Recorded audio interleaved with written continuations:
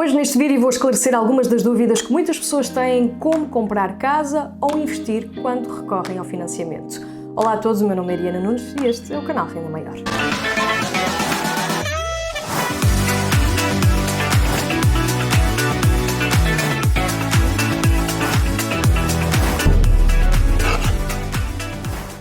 Pois é, existem algumas dúvidas quando compramos casa ou fazemos a aquisição de um imóvel para investimento, como por exemplo para arrendar, e assim hoje vou responder algumas das questões ou dar aqui algumas curiosidades que vão ajudar a compreender melhor como é que isto tudo funciona. Ora, uma das principais dúvidas normalmente tem a ver como funciona a taxa de esforço na compra de um imóvel.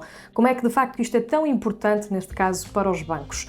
A verdade é que a taxa de esforço é um dos principais critérios utilizado pelos bancos em Portugal, isto para avaliar a capacidade financeira de um cliente que quer, de facto, um financiamento, nomeadamente um crédito à habitação. Isto vai corresponder, assim, à percentagem do rendimento líquido mensal do agregado familiar que é destinada para o pagamento das prestações de crédito. Agora, para vocês perceberem de uma forma mais simples, vamos falar aqui então na fórmula que é usada pelos bancos para calcular a taxa de esforço. Ora, o que eles olham são os encargos mensais com créditos a dividir pelo rendimento líquido mensal que cai na conta, multiplicando isto por 100 para ser uma taxa. Então, os encargos mensais com créditos é a soma de todas as prestações de crédito, a habitação, automóvel, pessoal, cartões de crédito, entre outros, e o rendimento líquido do agregado familiar, que será então o salário após impostos e outros rendimentos a serem considerados, como por exemplo rendas de imóveis, pensões, etc. E agora, qual é o limite que é recomendado pelos bancos? Neste caso, qual é aqui a taxa de esforço que eu posso ter para poder ter um financiamento? Os bancos seguem as recomendações do Banco de Portugal, o que sugere que a taxa de esforço não pode ultrapassar entre os 30% e 40%, e vai aqui depender, de facto, do cliente, do rendimento líquido familiar. O ideal, até 30%, considerado um nível seguro, é feito o financiamento. O aceitável é entre os 30% e 40%, vai, como eu disse, depender do perfil financeiro do cliente, e normalmente o máximo bate ali os 35%. Arriscado é acima de 40%. Aqui existe uma grande probabilidade de ser recusado o crédito. Por isso, vamos aqui a um exemplo prático muito simples para poderem entender como é que funciona. Imaginem um casal cujos rendimentos na conta bancária líquidos caem, neste caso todos os meses, 2.500 euros e que pretendem um crédito à habitação que vão ficar com uma prestação mensal de 600 euros. Se já tiverem um crédito automóvel com uma prestação de 150 euros, vamos perceber aqui como é que é feito então o cálculo. Então, seriam 600 euros do crédito de habitação, mais 150 euros do crédito pessoal que já têm, dá então 750 euros, que depois divide-se pelo rendimento que têm, que são 2.500 euros. E para ser uma taxa tem que se multiplicar por 100, dá 30%. Neste caso, a taxa de esforço está dentro do limite aceitável para ser feito o financiamento. Mas existem outros fatores que podem influenciar a decisão do banco. Outros encargos financeiros, como por exemplo prestações a serem devidas ou serem pagas recorrentemente a familiares, estabilidade profissional, o contrato de efetividade vale mais do que um contrato a termo, porque o banco vê que existe ali rendimento estável, digamos assim, ao longo dos próximos anos.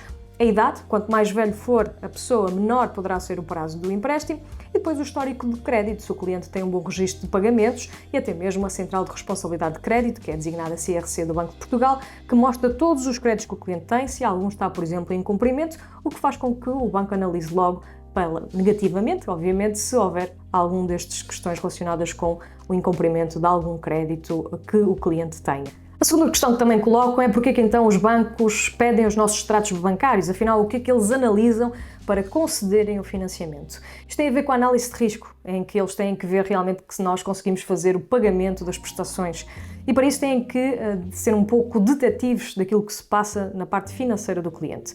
Eles querem ver se existe a entrada de rendimentos, nomeadamente salários, que correspondem aos recibos de vencimento, se os clientes têm, por exemplo, problemas com vícios de jogo, casinos e afins, se têm o valor da entrada do imóvel, caso se aplique, se a conta está a negativo ou se fica várias vezes a negativo, cenário que pode prejudicar o cliente, e se existem, por exemplo, movimentações anómalas de dinheiros, entre outras coisas que pretendem aqui então explorar e ver para perceber aqui como é que é o perfil de risco do cliente. E normalmente eles pedem esses extratos, obviamente, para perceber como é que o cliente gera o seu dinheiro e como é que trata aqui das suas finanças pessoais. Terceira questão, comprou um imóvel e colocou para arrendar. Quando é que essas rendas contam para rendimento para os bancos, nomeadamente para poder aqui contar para diminuir a nossa taxa de esforço? A renda de um imóvel arrendado só começa a ser refletida no cálculo da taxa de esforço após ser visível no IRS do cliente, sendo que, por norma, só contam 72% da renda como rendimento, visto que os restantes 28% são impostos. Portanto, vocês vão fazer o arrendamento no ano de 2024, só depois de fazer um IRS no ano de 2025 é que vão poder aqui considerar que têm esse rendimento para baixar a vossa taxa de esforço. Quarta questão que me colocam bastante: atualmente será mais vantajoso fazer um crédito com a taxa fixa, num contrato de taxa mista, que tem então, neste caso, os primeiros anos como valor fixo, ou taxa variável? Vamos falar aqui num cenário muito aproximado àquilo que é a realidade dos portugueses. 150 mil euros a 30 anos.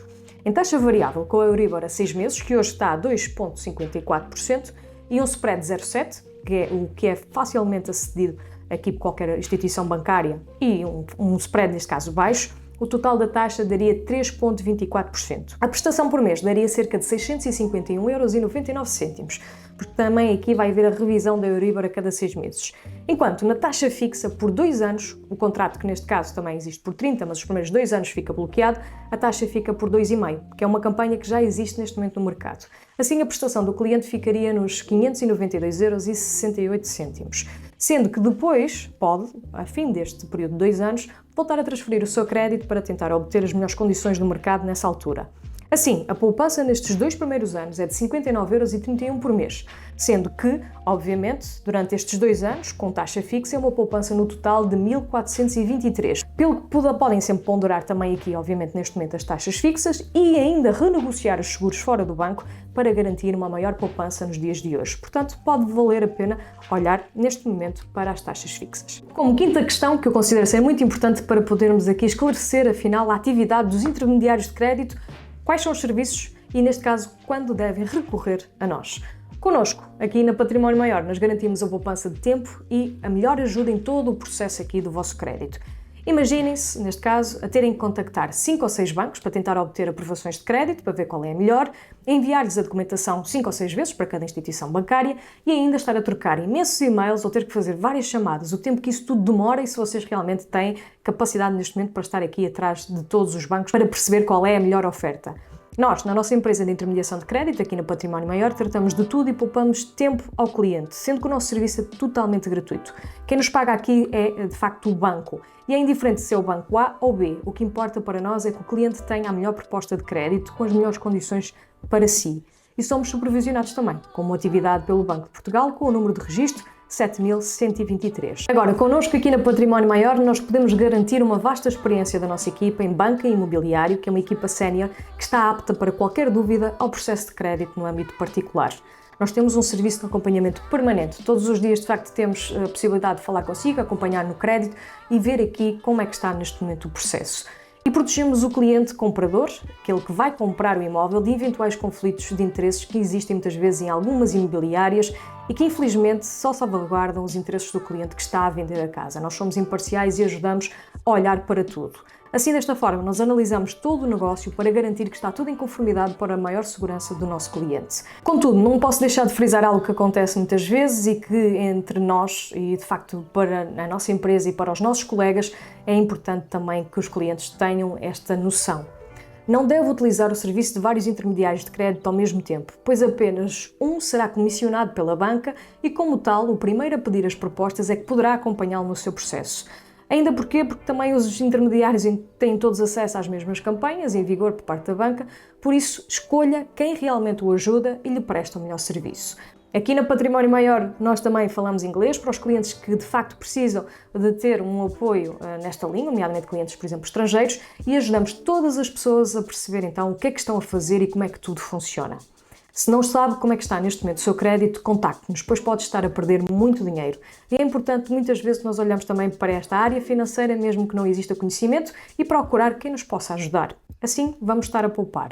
Caso queira adquirir um imóvel para a sua habitação e se está sem capital para investir em imóveis e quer comprar um segundo imóvel, por exemplo, para arrendamento, saiba que atualmente já existe um crédito de refinanciamento do seu imóvel, contando com a valorização do mercado do mesmo. Exemplo, ter aqui um imóvel onde já vive há alguns anos e que tem um financiamento a decorrer há mais de 2 anos, pode, neste caso, ou ter outro imóvel totalmente pago, pode, por exemplo, refinanciar esses imóveis e com isso terá dinheiro simplesmente para fazer obras sem necessidade de vistorias e de tranches, ou então simplesmente ter aqui dinheiro para dar entrada para comprar um imóvel para fazer ou para começar a fazer os seus investimentos imobiliários. Conheça neste momento as melhores soluções no mercado para os seus objetivos, consulte-nos, pois o nosso serviço não tem qualquer custo. Faça já uma simulação no nosso site em www.patrimonioMaior.pt, o link estará aqui em baixo na descrição, ou então, se preferir, envie-nos um e-mail para info@patrimoniomaior.pt.